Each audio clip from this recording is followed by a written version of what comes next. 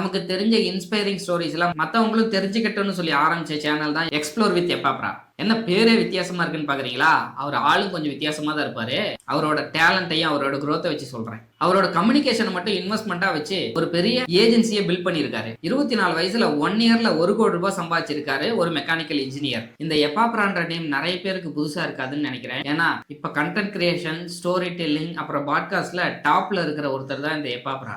அவர் எப்படி இந்த கண்டென்ட் கிரியேஷனுக்குள்ள வந்தாரு, அவரால் எப்படி ஒரே வருஷத்துல 1 கோடி ரூபாய் சம்பாதிக்க முடிஞ்சது அப்படின்றத இந்த வீடியோல பார்க்க போறோம். Welcome to retry channel. நான் உங்க ஜவஹர். வாங்க வீடியோக்குள்ள போகலாம். அவரோட லைஃபும் நார்மலா ஒரு கார்பரேட் லைஃபா தான் ஸ்டார்ட் ஆயிருக்கு. 9 to 5 ஜாப். 9 to 5னா காலையில 9 மணில இருந்து 5 மணி வரைக்கும் நினைச்சுக்காதீங்க. 9 hours 5 days ஒர்க் பண்ணணும். இப்படி அவரோட லைஃப் ஒரு கார்பரேட் எம்ப்ளாயியா தான் கடந்து போயிட்டு இருந்தது. என்னதான் கார்பரேட் லைஃப்ல இருந்தாலும் அவருக்கு கிடைக்கிற கொஞ்சம் டைம்ல ஏதாவது ஒண்ணு புதுசா ட்ரை பண்ணிக்கிட்டே இருந்திருக்காரு. அப்படி எதர்ச்சியா ஒரு நாள் ஃப்ரைடே ஈவினிங் ஒரு வீடியோ பார்த்துட்டு இருந்திருக்காரு. ஒரு கண்டென்ட் கிரியேட்டர் 1 கோடி ரூபாய்க்கு மேல சம்பாதிச்சிருக்க அப்படின்னு சொல்லி ஒரு வீடியோ போட்டிருக்காங்க.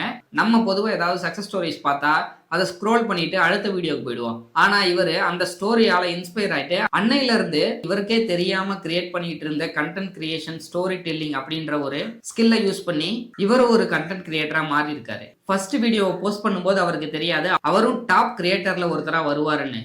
அதுவும் ஒரே வருஷத்துல பில்ட் ஆனது அவருக்கே ஆச்சரியமா தான் இருந்திருக்கும். இந்த டிஜிட்டல் மீடியாக்குள்ள வந்த பிறகுதான் தெரிஞ்சிருக்கு கண்டென்ட் கிரியேஷனுக்கு இங்க மிகப்பெரிய மார்க்கெட் இருக்கு. அதை பேஸ் பண்ணி நிறைய ஆப்பர்ச்சுனிட்டிஸும் கொட்டி கிடக்குதுன்னு. அந்த மொமெண்ட்ல இருந்து தான் எம்ப்ளாயி மைண்ட் செட்ல இருந்து கிரியேட்டர் மைண்ட் செட்டுக்கு ஷிஃப்ட் ஆகுறாரு. அப்புறம் தான் ட்விஸ்டே இருக்கு. யூடியூப்ல வீடியோ போட்டா மட்டும் ஏர்ன் பண்ணிட முடியாது. மெயின் இன்கம் ஆக்சிடென்டா ஸ்டார்ட் பண்ண கண்டென்ட் மார்க்கெட்டிங் ஏஜென்சி அப்படிங்கிறது ரொம்ப ஹெல்ப்ஃபுல்லா இருந்திருக்கு. ஸோ இந்த ஏஜென்சி வச்சு அப்படி என்ன பண்ணியிருக்காருன்னு கேட்டீங்கன்னா, நம்ம டாப் மோஸ்ட் பிராண்டுன்னு நினைச்சிட்டு இருக்க எல்லா பிராண்டுக்குமே மார்க்கெட்டிங் ஏஜென்சில மார்க்கெட்டிங்க்கு இவர் ஹெல்ப் பண்ணிருக்காரு. ஸ்டோரி டெல்லிங், கண்டென்ட் கிரியேஷன் இந்த மாதிரி ஏஜென்சி ரன் பண்றது மல்டிபிள் சோர்ஸ் ஆஃப் இன்கம்ஸை ஜெனரேட் பண்ணிருக்காரு. 1 இயர்ல 1 crore அச்சீவ் பண்ண முடிஞ்சிருக்கு. ஸோ எப்பாப்ராவோட பாட்காஸ்ட் அண்ட் அவரோட வீடியோஸ்லாம் நான் பார்க்கும்போது எனக்கு கிடைச்ச சில இன்சைட்ஸ் என்னன்னா, நமக்கு கிடைக்கிற லிவரேஜை எப்படி யூஸ் பண்ணிக்கிறோன்றத பொறுத்து தான் நம்மளோட growth இருக்கு.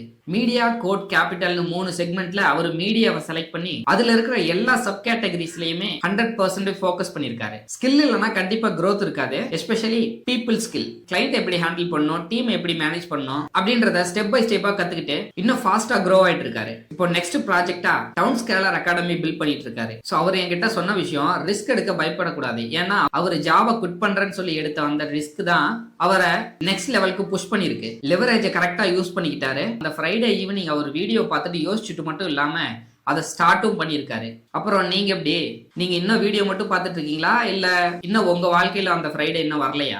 அவருக்கு எப்படி ஒரு ஸ்டோரி இன்ஸ்பயர் பண்ணி அவரை இந்த அளவுக்கு பில்ட் பண்ணியிருக்கோ, அதே மாதிரியே அவரோட ஸ்டோரியோ இல்ல இந்த ஸ்டோரியோ உங்களையும் நெக்ஸ்ட் லெவலுக்கு புஷ் பண்ணும், உங்களையும் புதுசா ஏதாவது ட்ரை பண்ண வைக்கும் நான் நம்புறேன். Stop scrolling, start grow. அப்புறம் நாளைக்கு பார்க்கலாம்.